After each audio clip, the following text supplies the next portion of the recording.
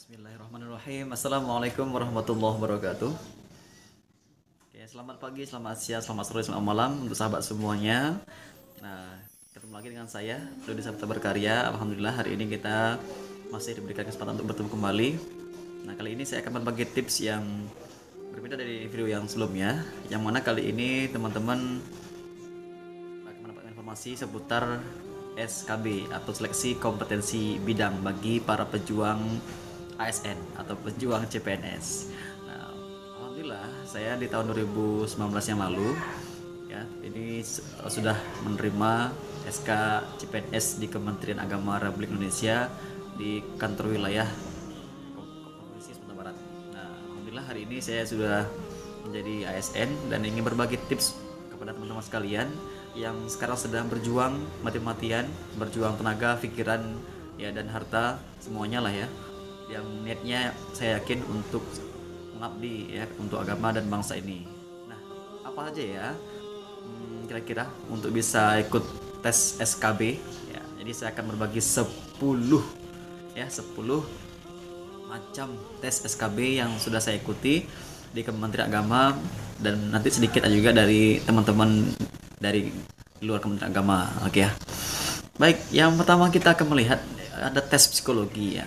Namanya tes psikologi. Ya, jadi tes ini sifatnya tertulis ya, ada pernyataan, ada pernyataan A, ada pernyataan B. Jadi kita akan memilih apakah kita itu konsisten dalam menjawab pertanyaan. Misalkan nomor 1 diberikan kalimat yang A, saya suka dengan pekerjaan yang rapi, bersih dan teratur. Yang B-nya, saya suka pekerjaan yang pak waktu, disiplin dan sebagainya. Nah, nanti ada ada pernyataan yang ada di nomor lain yang itu memang mirip-mirip dengan itu.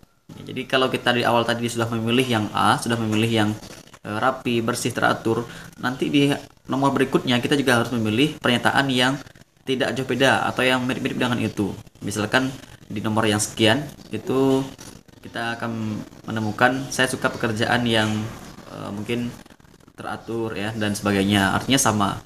Jadi kita di sini dibidik untuk apakah kita konsisten untuk suatu hal. Jadi ini tes psikologi kita. Dan alhamdulillah nilai saya juga alhamdulillah bagus untuk hal ini. Oke, tes yang kedua yaitu tes micro teaching ya, atau mengajar dalam waktu yang singkat ya. Apa itu? Kita harus menyiapkan media pembelajaran ya, perangkat pembelajaran yang itu kita cukup memilih satu bab saja. Tapi itu sebentar teman-teman ya, paling-paling sekitar 5-10 menitan ya. Tapi kita harus memaksimalkan waktu yang sedikit itu dengan kemampuan kita sebagai seorang guru yang menarik, interaktif, kemudian juga inovatif. Nah, oke ya. Sudah 2. Yang ketiga adalah tes TIK atau tes teknologi informasi dan komunikasi. Nah, ini kita akan ditanya tentang apa saja ya aplikasi-aplikasi video editor mungkin yang kita kuasai, apa aplikasi komputer yang kita kuasai, CorelDRAW, Photoshop ya, dan segenap software-software yang ada ya, master aplikasi-aplikasi yang ada di laptop maupun di Android. Pokoknya semua kita harus menguasai, sebutkan apa saja. Ya, semakin banyak yang kita kuasai semakin bagus nilai kita. Termasuk Word, Microsoft Word, Microsoft Excel, Microsoft PowerPoint ya, yang itu kita disuruh untuk membuat tabel, mungkin cover, membuat rumus-rumus di Excel, kemudian disuruh memasukkan video-video dalam PowerPoint dan sebagainya. Artinya kita harus menguasai di bidang teknologi, informasi dan komunikasi. Oke, berikutnya kita juga akan dites tentang bacaan dan gerakan sholat. Jadi untuk menjadi ASN itu kita juga harus dites SKB-nya, yaitu berupa bacaan dan gerakan sholat atau praktek ibadah lah umumnya. Jadi semuanya, sholat jenazah kah, apakah azan, apakah zikir, apakah doa, apakah ruku, apakah semuanya lah ya, dan baca-bacaannya. Kita akan dites gerakan-gerakan sholatnya. Jadi seorang ASN itu memang tidak hanya hebat secara IQ tapi juga harus bagus ibadahnya. Oke ya, bagus juga ya tesnya. Yang kelima itu yaitu kita disuruh untuk mencari dan mengartikan ayat dalam Quran. Jadi ada tesnya, silakan Bapak cari ayat ini dan temukan, kemudian artikan.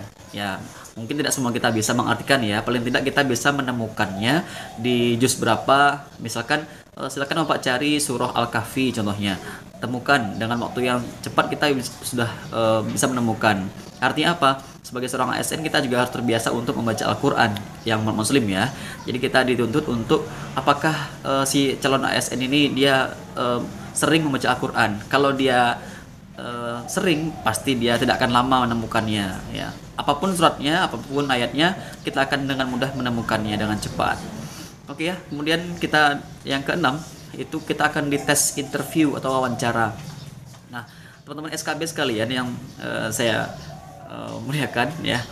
Jadi ada tes wawancara interview yang mungkin tidak jauh beda dengan interview yang sudah ada di dunia kerja yang lain, tapi ini ada agak unik ya, karena temanya itu tentang wawasan kebangsaan, kemudian toleransi, kemudian kebinekaan, kemudian tentang terorisme, radikalisme, dan tentang Pancasila dan Undang-Undang 45. Jadi tentang kenegaraan lah intinya. Teman-teman harus paling tidak punyai ini ya, semacam wawasan seputar kenegaraan kita, termasuk undang-undang ya, pasal 1 sampai pasal yang ke-30-an ya. Jadi banyak sekali hal-hal yang mungkin kita harus kuasai, paling tidak ya, tidak semuanya lah ya. Paling tidak kita sudah mengetahui misalkan tentang pasal tentang agama pasal 29 gitu ya, tentang pekerjaan 27 ya, tentang pendapat tentang pasal 28 dan sebagainya. Artinya paling tidak kita punya wawasan yang pokok tentang kebinekaan, termasuk toleransi, dan sekarang ini isu-isu yang sedang berkembang yang terbaru, yang update di negara kita. Oke teman-teman, berikutnya yang ke-8, teman-teman akan dites kesehatan. Jadi tes kesehatan ini ke teman-teman akan ini ya, disuruh untuk pergi ke rumah sakit umum daerah ya, atau rumah sakit pemerintah ya. Jadi bisa RSUP atau RSUD setempat, yang mana itu kita akan dites, yaitu bebas nafza ya, narkotika, psikotropika, dan zat adiktif lainnya. Jadi kita akan dites apakah kita ini pernah memakai atau tidak. Mudah-mudahan tidak ya. Jadi akan dites urin dan sebagainya. Kita akan dilihat apakah kita sehat dan terbebas dari narkoba. Oke, berikutnya ada tes, bukan tes ya, tapi kita akan dilihat SKCK kita atau surat keterangan catatan kepolisian. Kita akan pergi ke mungkin Poltabes ya, yang di kota, atau mungkin yang di Polsek.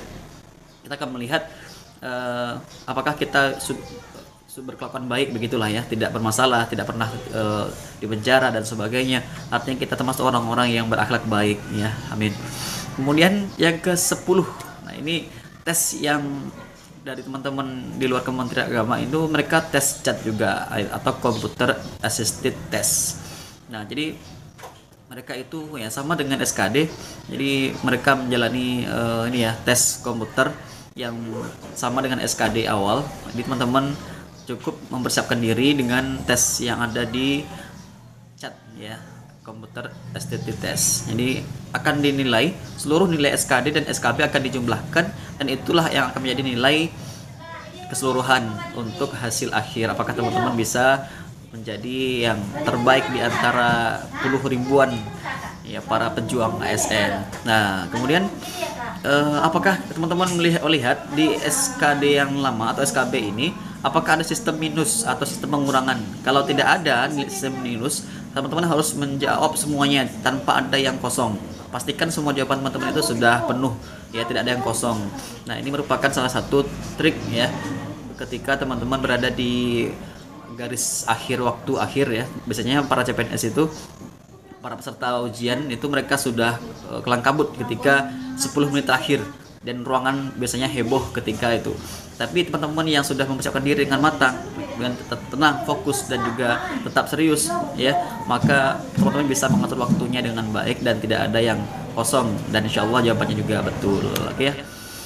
Baik, demikianlah 10 tes, jenis tes SKB atau seleksi kompetensi bidang CPNS. Mudah-mudahan tahun ini teman-teman diberikan kemudahan, kelancaran, dan keberhasilan, dan dikabulkan oleh Allah Subhanahu wa taala mimpinya, ya, niat ikhlasnya untuk mengabdi sebagai abdi negara. Mudah-mudahan bermanfaat untuk teman-teman sekalian. Tetap semangat selalu, jangan pernah putus asa. Bagi teman-teman yang pernah gagal sekali, 2 kali, 3 kali, tetap semangat selagi umur masih di bawah 35 tahun. Ya teman-teman, silakan mencoba berbagai trik ini. Mudah-mudahan teman-teman bisa menjadi orang-orang yang terbaik di antara orang-orang yang baik. Oke ya. Demikian saja, terima kasih. Jangan lupa teman-teman share, like, subscribe, dan komen ya. video ini, mudah-mudahan bisa bermanfaat. Bila taufiq wal hidayah. Assalamualaikum warahmatullahi wabarakatuh. Semangat.